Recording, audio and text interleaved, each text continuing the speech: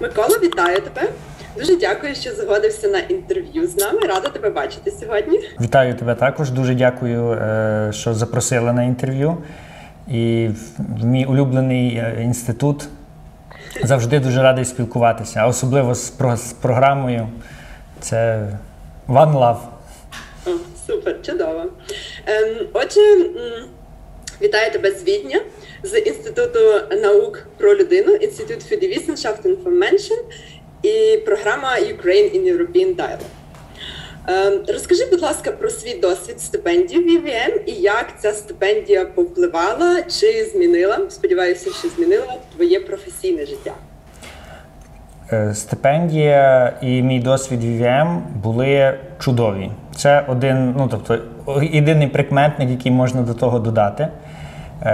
Вона дуже повпливала на моє наукове життя. Яким чином?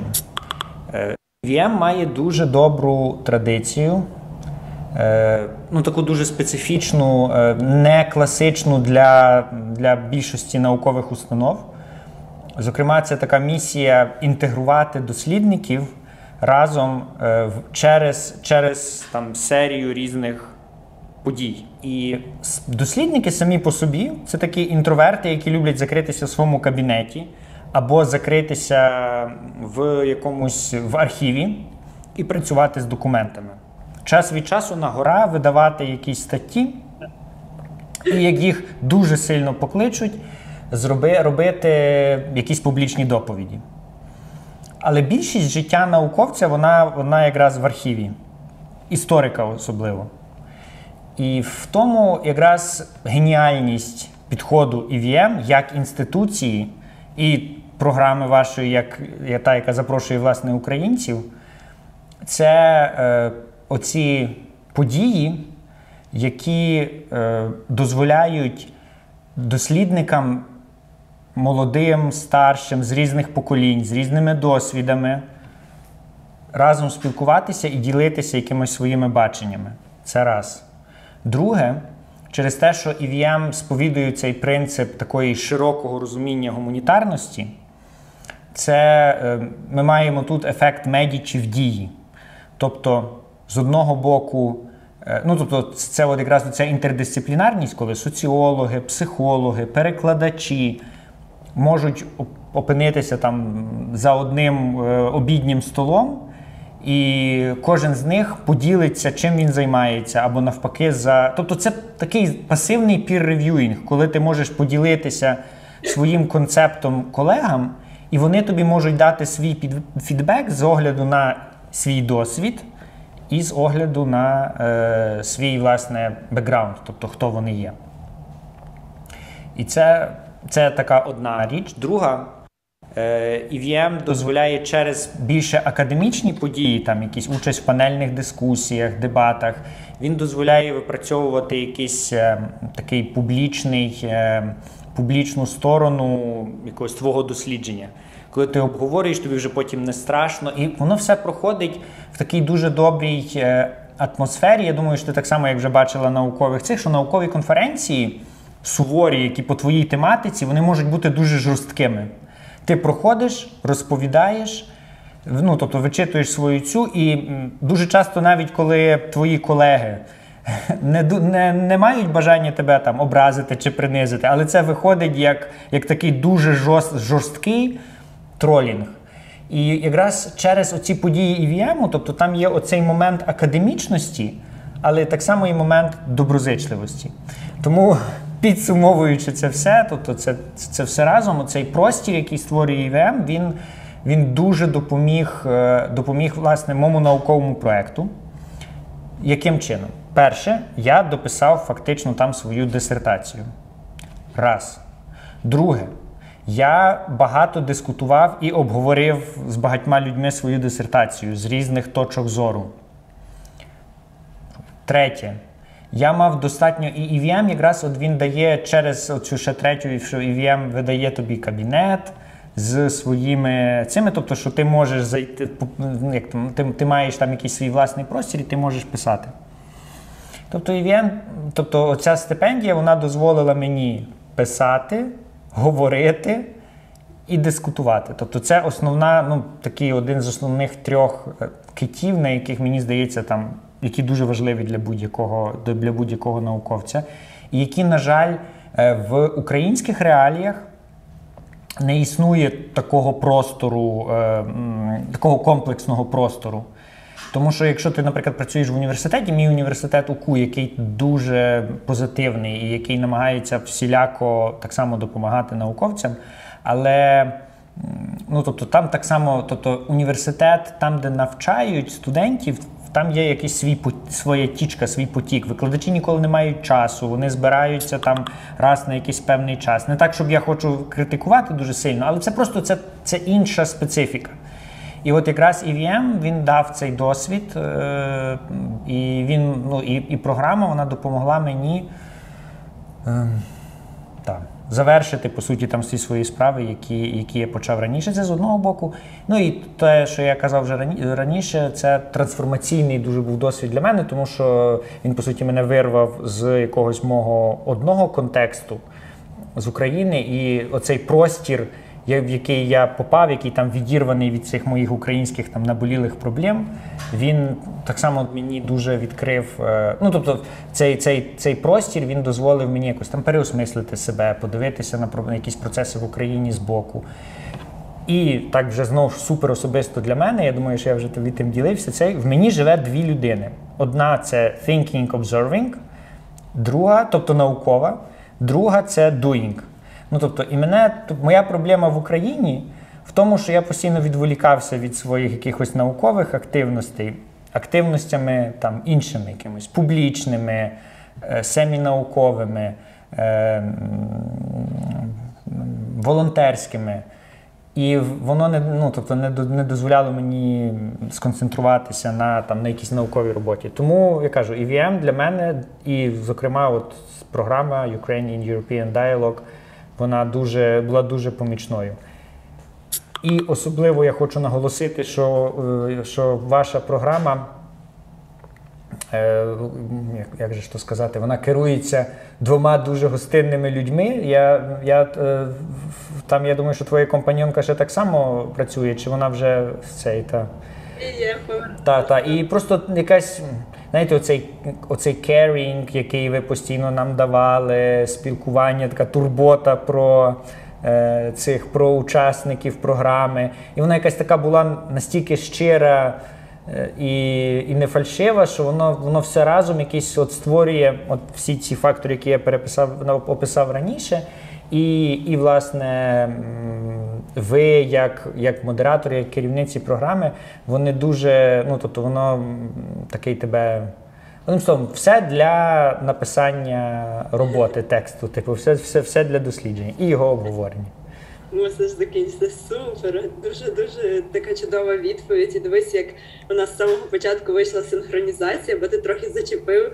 Поділися трохи, які уроки історії ти можеш застосувати у наш час, і як твоє дослідження Другої світової війни, твоя дисертація та дослідження історії допомагає тобі зараз у роботі і, в принципі, в твоєму житті, мабуть, у волонтерській діяльності, як оця грань впливає на іншу і допомагає?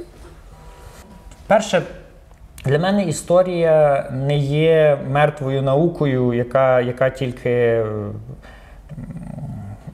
яка може, ну, тобто, які тільки пишуться книжки і обдискутовуються там в якихось вузьких кабінетах.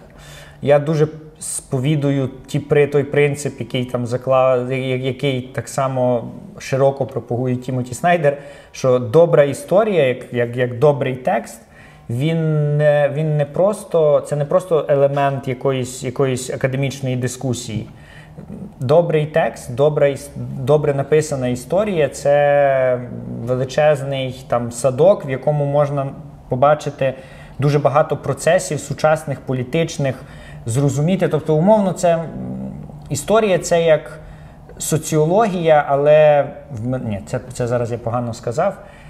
Історія дозволяє, не проводячи експериментів якихось політичних, зрозуміти, як поведеться зрозуміти якісь механізми, як суспільство поведеться, якщо робити по одному або робити по-другому. Я так дуже здалека зайшов, але і по суті для мене, власне, і моє історичне дослідження, мене завжди, ну, тобто воно дуже пов'язано з тою темою історичного дослідження, яке я вибрав. Тобто мене завжди, тема мого історичного дослідження – це мікроісторія насильства у Львові під час перших 2 тижнів Другої світової війни. Мене дуже цікавило, як я заходив до цієї теми, мене дуже цікавило насильство, коли воно виникає, коли воно не виникає, де воно з'являється, як воно затухає, чому воно виникає. Тобто це ж питання насправді дуже сучасні. І коли я був, воно дуже Та моя тема, я, наприклад, зовсім по-іншому подивився на цю мою тему, коли я служив в армії, і оце був в АТО на сході України. Так само мені було дуже цікаво, є там якісь армії, є військові підрозділи, є місцеве населення. Чому там, наприклад, не виникає чогось такого схожого, як було в 41-му році, якогось насильства, тобто такого в публічній сфері. Війна сама по собі насильство, але, наприклад, там в цих прифронтових якихось містечках, селах. І це дозволило мені, наприклад, оцей мій досвід життєвий, він дуже повпливав на мою наукову, на це, що я писав науково. І навпаки, тобто те, що науково я читав про насильство, воно так само дозволило мені там якось по-іншому подивитися на якісь процеси, механізми, і навіть якось щось радити або там якось допомагати в тих, не знаю, в тих відтинках чи там на ділянках, в тих місцевостях, де я там особисто був, або при спілкуванні з людьми, як військовими, там, моїми на той час колегами, так і цивільними. Тобто це така сполучена посудина, і я, може так само така якась моя особливість, що я намагаюся всіляко застосовувати, тобто мені цікаво те, що я там читаю або досліджую, і рівно ж я хочу ділитися там якимось перевареними тезами, які можуть підійти для сьогоднішнього часу. Тому якось так. Для мене історія це як називається, дисципліна, яка пов'язує все сучасне, минуле, якось трохи майбутнє. Якщо приходити до історії з правильними питаннями, з правильно поставленими питаннями, це так ти. Тоді можна багато відповідей витягнути в сучасному для себе. І, або там не тільки для себе, для суспільства. Тобто це, мені здається, оця якась місія історії як науки раз і як вчення якось так. Клас, дуже круто, дуже дякую, дуже цікаві відповіді. Отже, моє якраз наступне питання було, ти частково відповів про те, як твоя діяльність як історика повпливала на роботу і навпаки, твоя особистість і твоя діяльність на сході України повпливала на твою роботу в зворотньому напрямку. А розкажи, будь ласка, трошки, можливо, більш специфічніше. От ти сказав, що ти багато по-іншому дивишся на якісь історичні події після своєї роботи. Чи можеш ти навести кілька прикладів, щоб було більш зрозуміліше, які інсайти ти мав під час роботи? Чи, можливо, ти підтвердив якісь свої думки, так, будучи на сході, чи працюючи зараз з дезінформацією, таке подібне. Більш, можливо, такого специфічнішого, щоб можна було зрозуміти, наскільки це, і наочно побачити, як це відбувається в твоєму житті, так сказати. Я зрозумів. Це насправді дуже складне питання, але воно дуже, це добре питання. Принаймні я б почав так, як я вже трошки почав говорити, власне, про цей Львів і цей, тобто моє питання було до моєї роботи, де насильство виникає, де воно не виникає. Яким чином, які фактори впливають на вибух, власне, насильства. І теоретичні дослідження нам кажуть, що якщо існує одна армія А, армія Б, якщо існує напруженість суспільства, якщо є якісь загроження, є якісь там спільноти національні, якщо є якась внутрішній теншн, якась дуже сильна внутрішня в самої, наприклад, спільноти якесь є тертя, напруга, то, власне, там, умовно, війна, вона може послужити як таким тригером, як спусковим гачком, який може запустити якесь насильство там в тій чи іншій спільноті. Ми говоримо, там, місто, чи містечко, чи село. Як правило, там має бути місто певного цього. Це, ну, тобто, війна – це оцей тригер. Наприклад, я дуже побачив, ну, тобто, мій досвід, але якщо немає оцих обставин, тоді війна не може запустити насильство в, ну, тобто, оте внутрішнє насильство там в якійсь певній громаді. Для мене внутрішньо от було дуже, коли я був за кордоном, якийсь певний час, одразу після революції 2014 року, після Євромайдану, професор Грицак заставив мене, знову ж таки, віддалитися трохи це і поїхати в Ізраїль. І як на кілька місяців я був на дослідженні, ну, на архівному дослідженні в Ізраїлі. І, звичайно, я дивився новини, слухав новини. І тоді була величезна така хвиля, по суті, от навіть в Ізраїлі, в ізраїльській якійсь там пресі, російськомовній, або там, що я пробував щось собі перекласти з івриту, було дуже багато от повідомлень, що там Україна розпадається, в Україні громадянська війна, громадянський конфлікт. Тобто от громадянське, що є якесь певне суспільство, і воно само себе, воно ніби як вибухає з середини. Ну, тобто, і оця довкола, ну, тобто, так вже потім я зрозумів для себе, що це така була величезна інформаційна операція російська, яка на закордон, яка мала показати, підтвердити, що Україна, ми говоримо про літо 2014 року, що Україна розвалюється як держава, тобто вона сама себе знищує. І коли я був безпосередньо, і там потім літом, коли я пішов в армію, і потім безпосередньо був в зоні АТО, в Дебальцево, це таке невелике містечко. По мірках Західної України достатньо велике, ну, нормальне містечко. І я просто побачив, що того немає. Що немає напруження, ну, тобто, що насправді вся оця пропаганда, вся оця накрутка, вона є абсолютно придумана. Тобто це не є, ну, тобто це якийсь наратив, який там накидається ззовні, там для інших країн. Тому що я побачив, що місцеві, вони абсолютно спокійно ставляться і один до одного, тобто між ними нема оцього тертя. Само собою, що всередині немає, що одна вулиця умовно проукраїнська, а друга проросійська, і вони один з одним воюють. Або там, наприклад, все містечко якесь там проросійське, і вони там разом воюють з українською армією. Тобто от цей момент, тут я довго відповідав, але оце є типу той момент, той інсайт, який я відчув просто на собі, оцей теоретичний момент, що тут теорія правдива.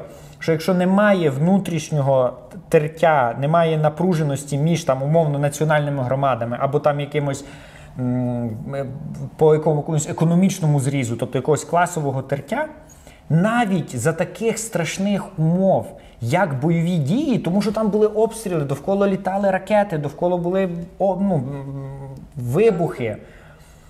Але навіть, тобто війна була така дуже фізична, як є англійський гарний вислів, kinetic war.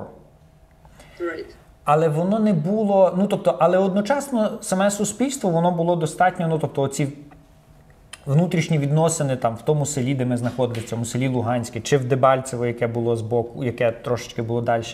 Там були спокійні відносини, тобто цього не було якогось вибуху, не було там громадянського конфлікту, не було, тобто цього не спостерігалося.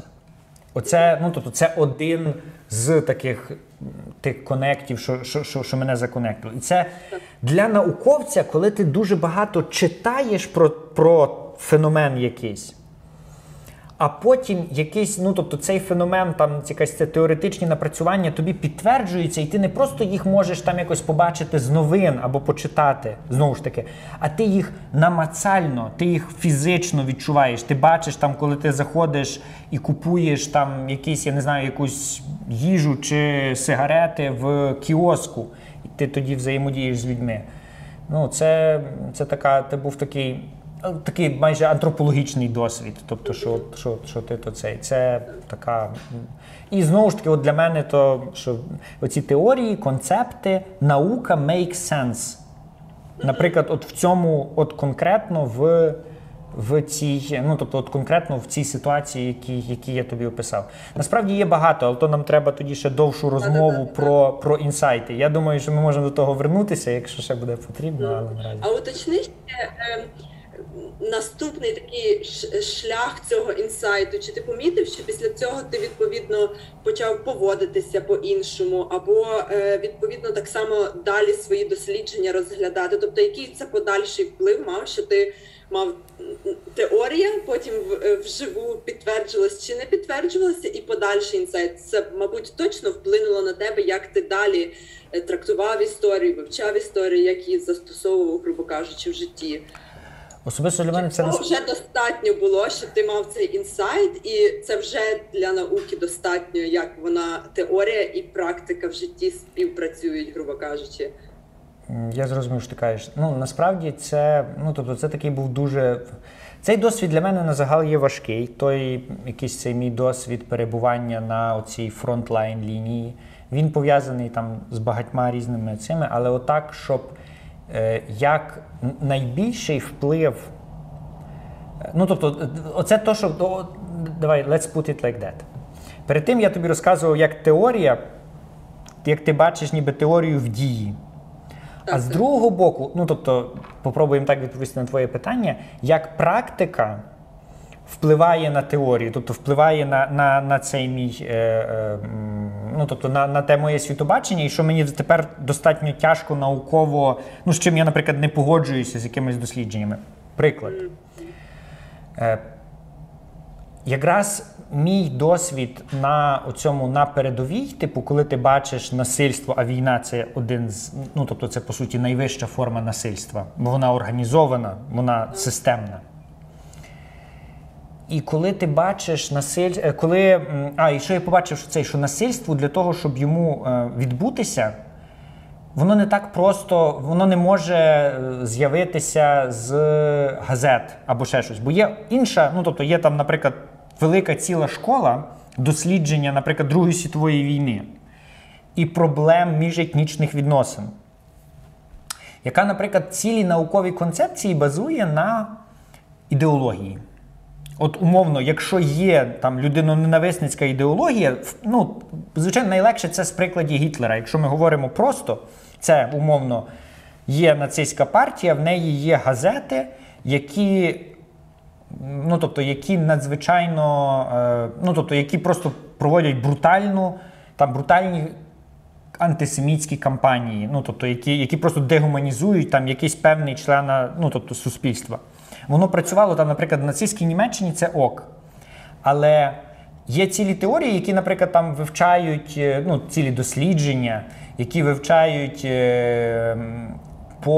ну, тобто, які напряму пов'язують публікації в газетах, там в якихось статтях, ну, в газетних публікаціях, які пишуть, що от є там якісь заклики, є цей, і ці заклики, вони напряму, а потім, ну, тобто, якийсь розрив, і, ну, а навіть нема, що не існує розриву, і отут зразу дія. Тобто, що є там якісь заклики, от є там якісь критичні ксенофобські висловлювання в якихось певних там політичних колах. Ми прочитали там 10 наборів газет, і це автоматично означає, з цього ми робимо висновок, що суспільство там було от вже готове, там, чи там якісь певні рамки суспільства, вони ці заклики з газет включили, ну, тобто, насильство. Ну, тобто, якось так.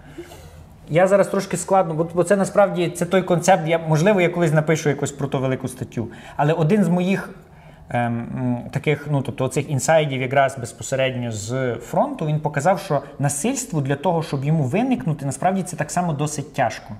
Тому що суспільство, тобто це не є, ну, нема такого, що подивилися, там, я не знаю, 10 роликів на Ютубі, де описується, які там, хтось там поганий, я не хочу зараз входити в цей дискурс, українці, чи росіяни, чи мешканці Сходу України там погані, і все, ми вже їх ненавидимо. Тобто нема оцього прямого лінку. І що мені дуже тяжко, от зараз мені дуже тяжко читати якісь дослідження, які пишуть, типу, які напряму лінкують якісь певні події насильства, тобто те, що on the ground. І, наприклад, якісь ідеологічні статті. Мені зараз, ну тобто, чисто це є нісенітниця, бо насправді дуже тяжко, не знаю, почати стріляти в людину, надзвичайно тяжко.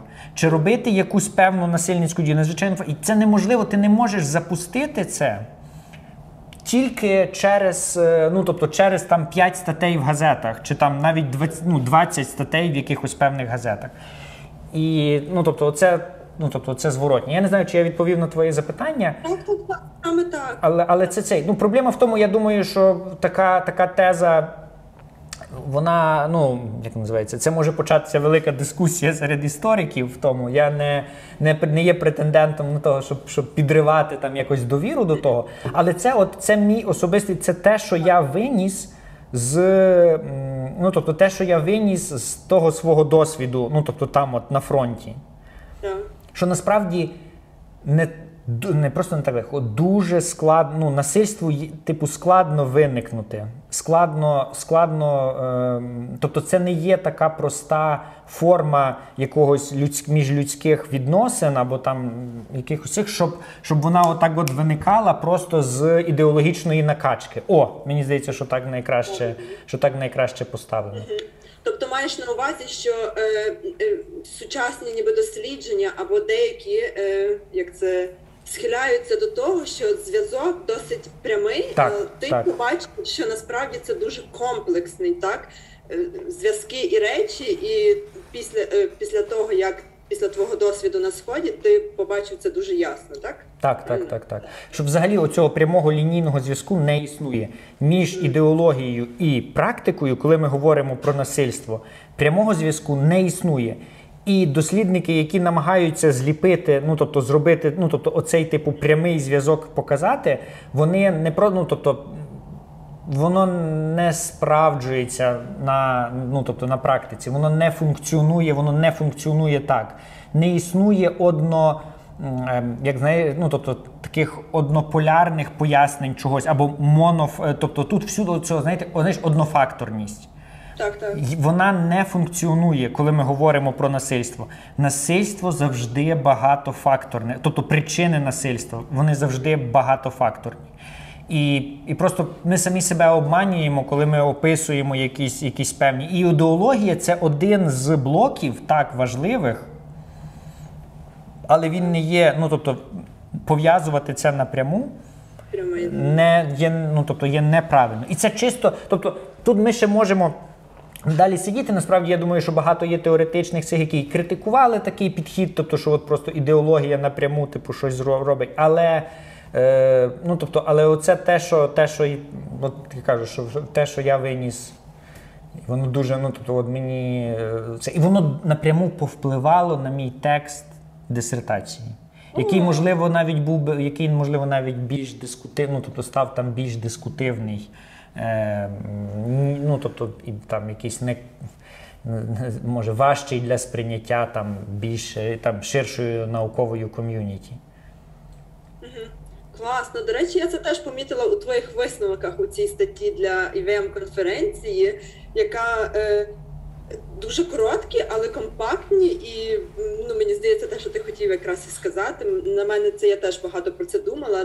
Коротко по цьому, по пунктах трохи, саме те, що це не тільки один прямий фактор, який впливає, і це сталося можливо в ці перші 2 тижні війни саме через ці фактори. Так, дуже цікаво, бачиш? І оце якраз, мені здається, оця велика місія історії. Місія історії, чи там дослідження історії, це не те, щоб когось звинуватити в чомусь, або когось зробити, докопатися до найглибшої істини. От я знайшов такий документ, і от він пов'язує тих з тих. Місія історії – зрозуміти феномен певного там події. Це може бути трагічна подія, може бути там страшна подія, але зрозуміти феномен для того, щоб, можливо, не повторити його пізніше, або як чітко описати, і як дати таких червоних знаків, що guys, якщо ви будете робити оце і оце і оце, воно разом получиться отака ситуація. Чому? Тому що так було тоді, тобто і от там умовно там якийсь історичний момент, він показав, що якщо оце разом все спробувати робити гримучу суміш, вона вибухне. І от місія історії якраз, ну, не в 19 столітті, як там основна ця Леопольд Ранке і позитивісти казали, що треба писати історію такою, яка вона була там насправді. Потім було перед Першою світовою війною була віра в те, що історія ест магістра віти, історія вчителька життя. Ви слухайте історію і все буде добре. Так само воно спало. Тобто історія не ну, тобто потім, як трагедія Першої світової війни показала, що історія нікому, ну, тобто нікого нічого не навчає, і ми, ну, тобто, приречені робити ці помилки. Тому, ну, тобто, моє бачення, що вона не така глобальна, що історія не вчить життя, але вона допомагає зрозуміти, ну, тобто, добра історія допомагає зрозуміти якісь певні феномени, якихось певних процесів і проблем. І якщо ми, ну, і от, власне, якщо текст історичний чи дослідження, воно буде якесь, я не знаю, типу, максимально глибокий, там, правдиве, чи, ну, не, правдиве – це погане слово, але якесь всестороннє, воно допоможе наступним поколінням, чи не поколінням, чи нам з тобою зрозуміти, що отак робити не варто. Тому що якщо робити так, оцей там якийсь комплекс речей, то тоді виходить отака ситуація. Це до твого другого, здається, питання якраз про історію, для чого вона. Принаймні, особисто для мене вона саме для того. Оце, ну, тобто, це, так, як я собі уявляю, оцю додатню роль історії і істориків як дослідників. Супер, так, дякую. Дуже є. Ну, це насправді, але це я просто дуже такою кривою мовою пояснив, мені здається, тезу Тімоті Снайдера, але ми це опустимо. Дуже сучасною мовою, дуже класною, так що супер. Дякую. Давай наступне питання, трошки перейдемо до сучасності і твоєї, можливо, роботи зараз. Ми можемо спостерігати, що в Україні є дуже актуальним питання дезінформації і боротьби з дезінформацією. Можливо, навіть не так з дезінформацією, як усунення таких першопочаткових причин. І це дуже добре було видно і є зараз видно на прикладі інформаційної війни Росії проти України. Але якщо ми візьмемо такі побутові питання, як антиковід, антивакцинація і тому подібне. І також, якщо трошки подивитися глибше, видно, що віра у подібні речі серед населення напряму залежить від довіри державним інституціям. І ми бачимо в контексті України, як ця довіра до державних інституцій дуже хромає, або довіра до public sector, І ти дуже багато, мені так цікаво було читати, але в різних своїх статтях і на історичні теми, і на суспільні теми теж дуже багато звертаєшся до концепту довіри, як такого, між людьми, так само відповідно довіри на вищому рівні, управлінському рівні. Як ти думаєш, з того всього, що ти опрацював, про що ти писав із твоєї роботи, як взагалі можливо оце англійською regain trust в суспільство, в політиків, в державу і взагалі в загальному оцю відновити довіру з твоєї історичної точки зору і з точки зору твого досвіду? Дякую за запитання. Насправді там було 10 запитань в одному запитанні, тому це я якось попробую розбити, але ти тоді мене ще направиш, якщо я трошки піду в іншу сторону. Перший великий коментар. Перший коментар. Проблема дезінформації – це не тільки проблема якось в Україні. Це як такий, можливо, ми живемо в епоху постправди, і це швидше було Україна, як була така одна з перших ластівок чи перших таких battleground оцієї постправди і війни наративів. І, відповідно, зараз ми бачимо, як, по суті, це для всього світу характерно. Тобто, оця проблема місінформації, дезінформації, вона пов'язана, тут різні дослідники, дослідник в мені зразу каже, що треба звертатися до концепцій. різні дослідники пов'язують з різними, ну тобто там чому так сталося. Це якесь найпростіше суперпояснення, що оскільки ми вже живемо в цю якось як там постінформаційну епоху, після вибуху соціальних мереж, коли кожен став собі сам журналістом, коли основна боротьба йде за привернення уваги там людини до стрічки новин, там твоєї чи моєї, до нашої Фейсбук-стрічки, Інстаграм-стрічки, коли війна йде за привернення уваги, то тоді і плюс оці всі соціальні мережі, вони ж так само працюють на себе, вони шукають, вони отримують, тобто їхня можливість заробляти гроші – це продавати таргетовану рекламу.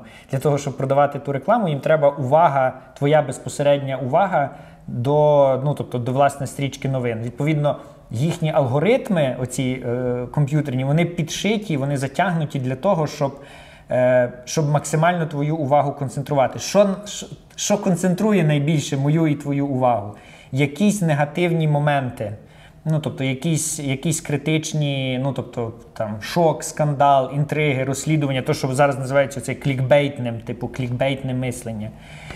І це все разом в комплексі, воно робить величезну таку, як грядку, ділянку для оцих наративів, які дуже легко запускати, які дуже легко розкручувати, то, що ми можемо спостерігати там, умовно, в Україні 14-15 року, коли ми почали нашу розмову з цього наративу, що Україна вже розвалилася і там в Україні йде громадянська війна.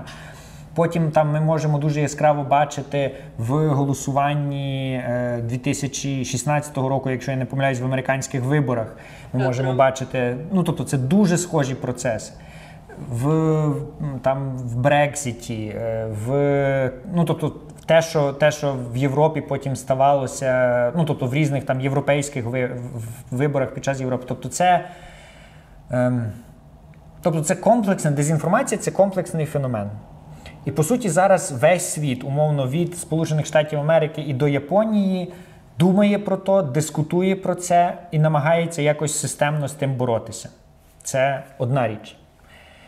Тут тепер наступне питання, ну тобто довіра. Це дуже важливо, і мені дуже приємно, що ти підмітила десь в моїх статтях, як цей.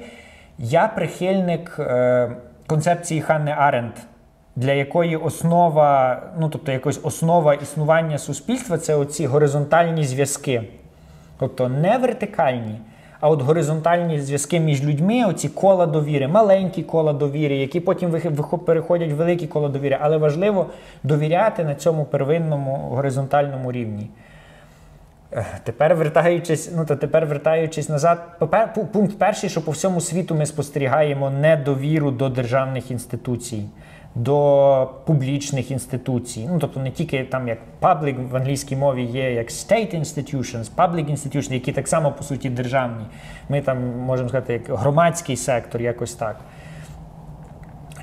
Для України проблема довіри до державних інституцій є особливо, як для пострадянської, посттоталітарної держави, вона має свою специфіку, вона є іншою, ніж там умовно проблема недовіри до британських інституцій чи до американських інституцій.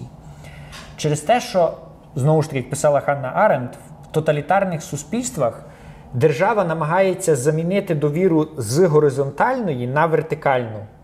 Тобто ти не маєш довіряти своєму сусіду по комуналці, але ти маєш довіряти напряму, ну тобто ти маєш довіряти людині, яка сидить в Кремлі і вирішує якісь певні, яка думає за тебе в оцей конкретний момент, коли ти там щось зробив. І проблема України як там посттоталітарного суспільства. Ну, мені здається, що ми вже десь то долаємо, і то є багато про то є добрих досліджень і це, але тим не менше, що особливість розвитку України в цьому моменті довіри чи недовіри, що з одного боку насильно заставляли оцей робити, переходити від горизонтальних зв'язків довіри до вертикальних зв'язків довіри, з одного боку. А з другого боку, ми знаємо всі, в що це виливалося. Там, умовно, що тільки на кухні могли поговорити про політику, але не існувало там якогось публічного сектору. І таким чином в українцях, я думаю, що в більшості тих пострадянських суспільств в них з'явилася така як подвійна мораль. Ну, це те, що насправді описується Чеславом Мілошем, оці cat people, коли існує насправді дві людини в одній, тобто там дві моралі, дві ці. І ну, що з одного боку назовні ти мусиш показувати якусь свою лояльність до чогось, а всередині ти там можеш бути абсолютно зовсім іншою людиною. Чи старі. І це так само бореться, ну, тобто з тим там українське суспільство, не в цілісні, але там кожні там якісь громадяни українські, вони ніби мусять це все перерости, тобто це мусить все змінитися. Тому ми там, наприклад, бачимо, що дуже інші те покоління, яке народилося під час незалежності, ну, всі покоління різні, але особливо там інше від того покоління батьків, які 20 років там свого життя були от в Радянському Союзі і сформовані там, наприклад, тим суспільством. Тобто тут ще одна ця проблема довіри, недовіри до влади, до урядових структур. Вона, ну, тобто це як ніби ще ускладнює, ще додатковий фільтр. І якось до останнього, так відповідаючи на останнє твоє питання, Україна ну, тобто, от це я так описав, як ніби загальний оцей город чи той садок, цю ситуацію в Україні. І я думаю, українська держава так само намагається якось вибудувати оці ланцюжки довіри через публічну, через комунікацію. Це не завжди вдається, є якісь свої проблеми і складнощі через те, що там в нас дуже міняються, коли приходять нові політики, новий сетап, ну, тобто ключових там державних посад, і вони всі постулюють, що вони хочуть робити по-іншому, і де-факто вони хочуть робити. Тобто ми можемо говорити про багато там функціональних і дисфункціональних речей в українській державі, які не дозволяють оцій довірі appear, ну, тобто з'явитися або якось фасилітуватися.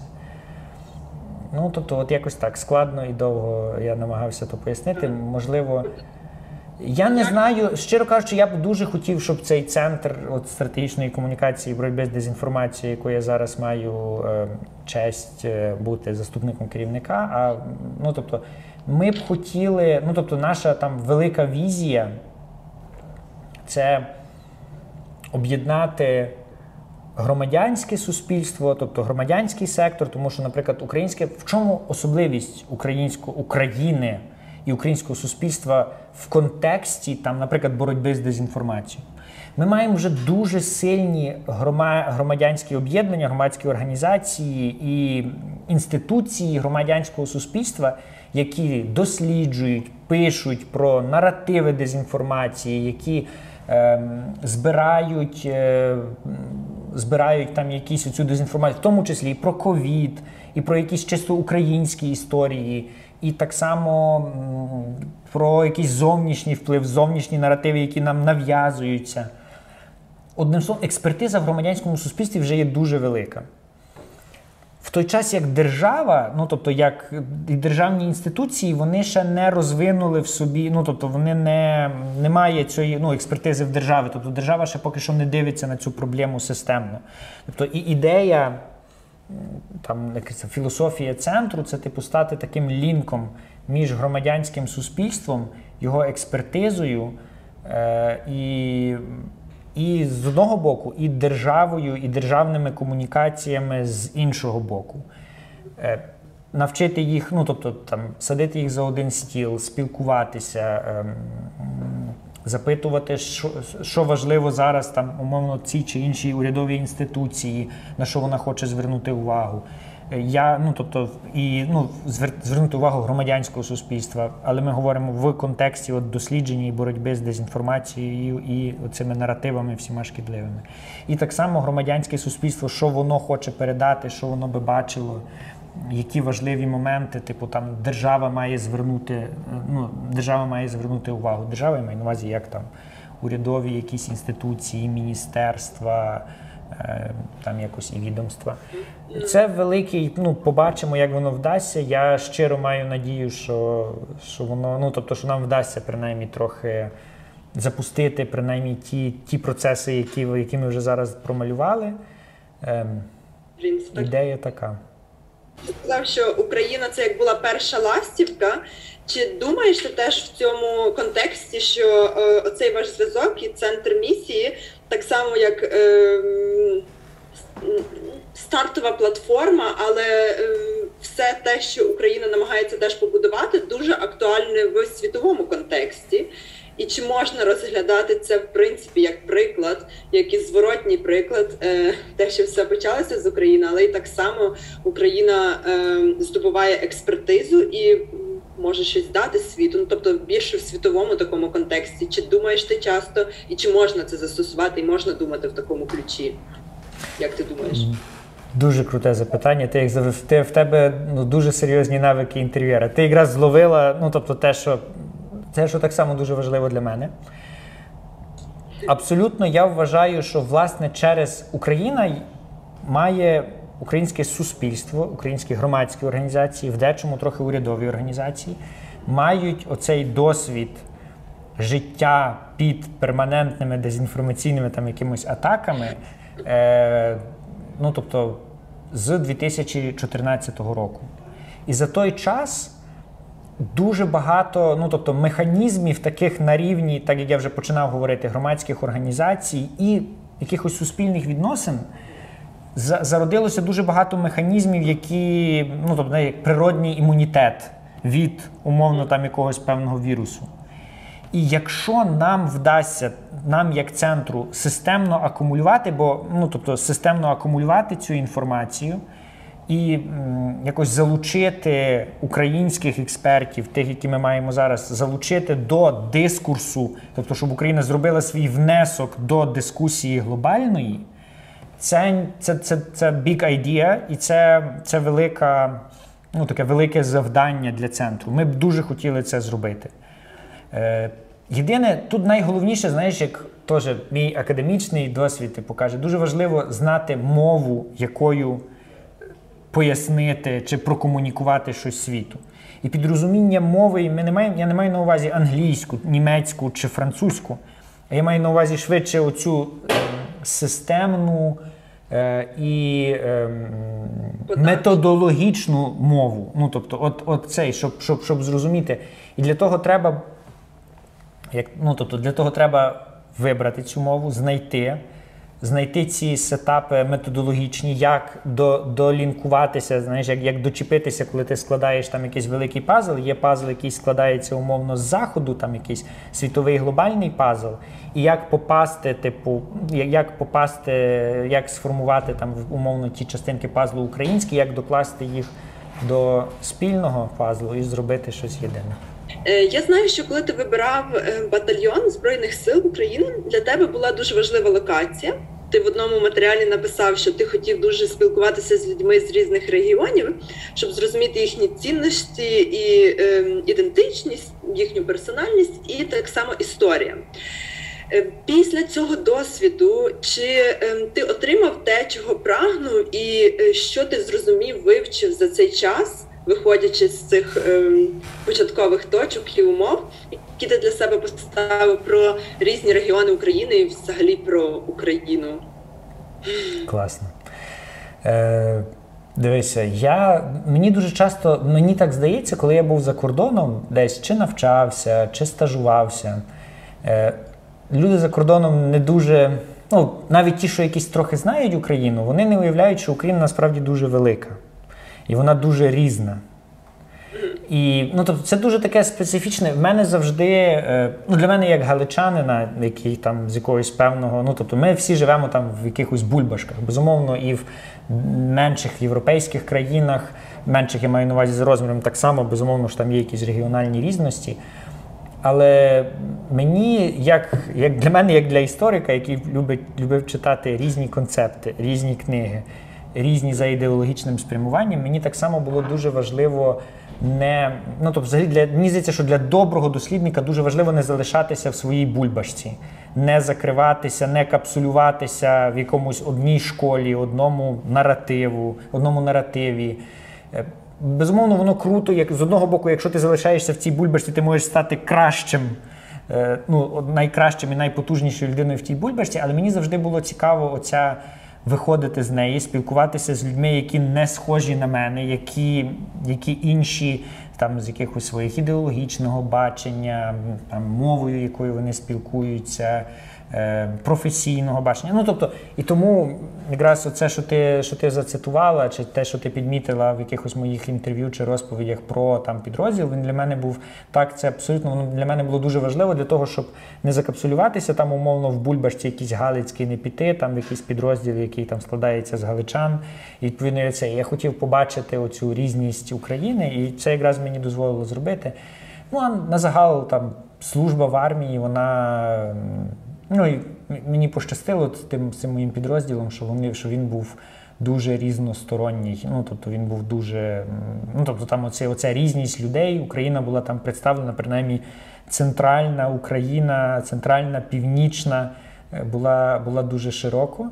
І ті інсайди, які я виніс там зі спілкування з цими різними людьми з різних бекграундів, вони дуже допомогли мені розуміти там себе так само в Україні. Не тільки Україну, але якусь де я, з якого я боку.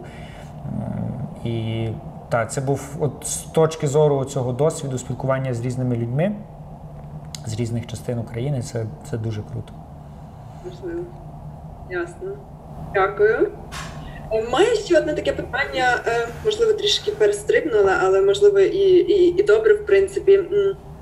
Про те, як ти гадаєш, так само з твого досвіду, як змінився запит молодих людей на інформацію, і чи ти можеш бачити якісь різницю, наприклад, коли ти навчався до Майдану, під час Майдану, і тепер, коли ти напряму працюєш з дезінформацією, чи є тут якісь розкантні, чи є якісь дуже впадаючі в очі інсайти або тенденції, скажімо так? Ну, я думаю, що тут швидше, коли ми говоримо там про молодь зараз, це як ми вже трошки починали говорити, що, ну, по-перше, споживачі інформації, по-перше, набагато менше читаються великі тексти. Ну, тобто, те, що, наприклад, коли я вчився в 2010-х роках, там, ну, в кінці 2000-х в університеті, і для мене формат, там, як тільки з'явилися електронні видання, я любив читати якісь великі статті, ну, тобто це був цікавий формат. Тобто видно, що лонгріди, вони вже, ну, тобто вони набагато тяжче сприймаються споживачем, власне, інформації, ніж якісь короткі експлейнери. Тобто це одна, коли ми говоримо про формат. Тут так само, якщо ми далі можемо розвинути це питання ну, тобто платформ, ну, тобто і ці всі соціальні платформи, які борються за увагу, вони розвивають дуже сильно оце короткі меседжі, якісь короткі повідомлення. Воно так само більше входить, воно цікавіше споживати молоді, ніж якісь там, типу, якісь ширші, більші досвіди пояснення. Я не бачу в тому великої проблеми, просто ми мусимо встигати за тим, і ми мусимо рухатися. Треба навчитися робити там 2-3 хвилинні відеоексплейнери, тобто умовно якийсь маленький відеоексплейнер, вже навіть не інфографіка, а там якийсь відео, він набагато більше приверне уваги, ніж якийсь довший системний текст. І якщо ми говоримо десь довкола цього, то я бачу принаймні оце те, що кидається в очі. Ну і друге, я думаю, що ти так само то бачиш, то цей величезний вибух. Я думаю, що це теж глобальне, Україна як частина цього глобального. Це подкасти, розмовні формати. Так, якось так. Щодо сприйняття, з чим... Просто проблема хитрість дезінформації, що вона має дуже різні засоби поширення, і відповідно воно може бути, тобто там можуть бути, наприклад, якісь маніпулятивні моменти в дуже якихось... Воно може навіть виглядати на перший погляд, стаття немає, там якоїсь маніпуляції в собі, тобто або так заголовок, або це, але всередині може бути якесь таке специфічне перекручення, яке там робить свою лиху справу, але одночасно, що це не можна сказати, що це там чистий фейк або цей. Дуже добре, до речі, в тексті, і мені здається, що це може використати глобально, якщо ми можемо звертатися через EVM до інших цих. Дуже добре є українська таке, як ніби дослідники дезінформації, фактчекери, тексти.org.ua.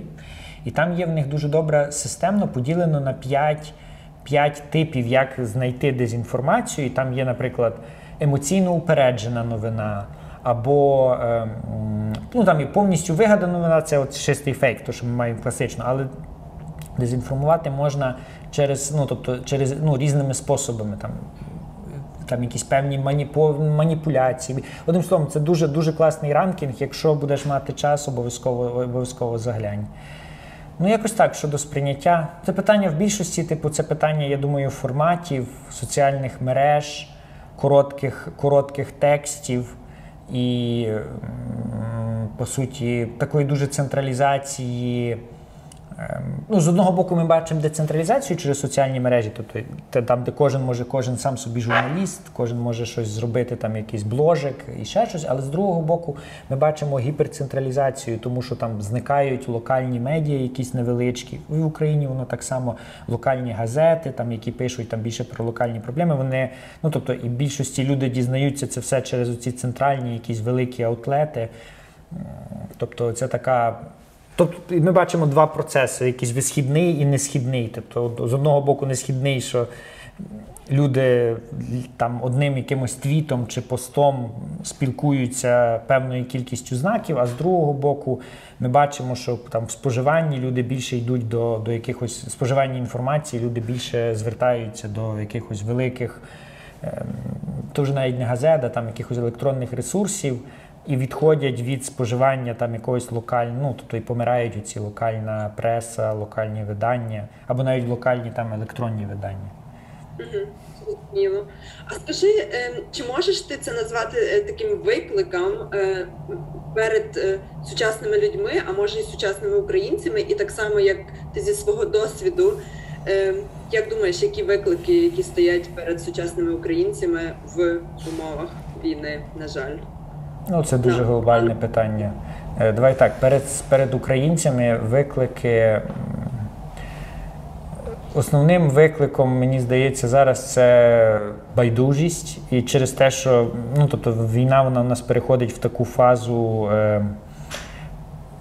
можемо якось так навіть то сказати, що з одного боку людина, знову ж таки, це наука нам каже, дослідження, людина не може мобілізуватися перманентно. Тобто мобілізувати себе до якоїсь боротьби. Завжди після оцієї гіпермобілізації чи просто мобілізації до боротьби, там, відстоювання свого, приходить час отакого, тобто мусить себе треба скомпенсувати, і приходить час отакої небажання слухати чи небажання вже там якось боротися. І по суті зараз от після 14-15 рік, може навіть 16-й, коли ми говоримо про якусь ту внутрішню мобілізацію там якось українців, українці показали, що як такі бігуни на короткі дистанції ми можемо дуже сильно, тобто суспільство мобілізувалося і в інформаційній сфері, і в такій кінетичній, і чисто кінетично, тобто ми змогли там якось боротися. Зараз, тобто ми знаходимося в якомусь такому часі, трохи, мені здається, що суспільство в такому апатії до тих всіх процесів, там, до боротьби, до боротьби там, з агресією якоюсь, можна навіть так само назвати інформаційною, тобто і ми мусимо перейти з цього спринтерського треку, ми вже по суті перейшли на трек такий марафонський. Тобто просто рухатися, продовжувати боротися, навіть, можливо, не застосовуючи такий рівень мобілізації, бо мобілізація, знову ж таки, це до спринту. І зараз, оце є така основний виклик перед українцями.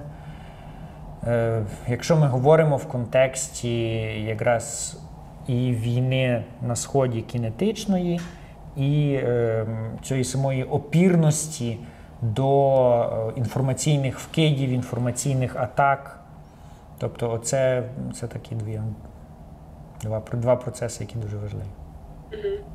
Ого, фантастичні відповіді, дуже дякую. Якраз мені здається, дуже круте закінчення, як дано, по факту, але і з такою надією, натхненням на майбутнє, що все буде класно. Тобто чудовий баланс, мабуть, історика, так? Дуже дякую тобі, було приємно спілкуватися. Спасибі, що виділив час, спасибі, що поділився своїми думками. Вони надзвичайно важливі як для учасників нашої програми, і, думаю, для всіх тих, хто буде читати і дивитися тебе. Успіху в подальшому. Дякую дуже, дякую за розмову.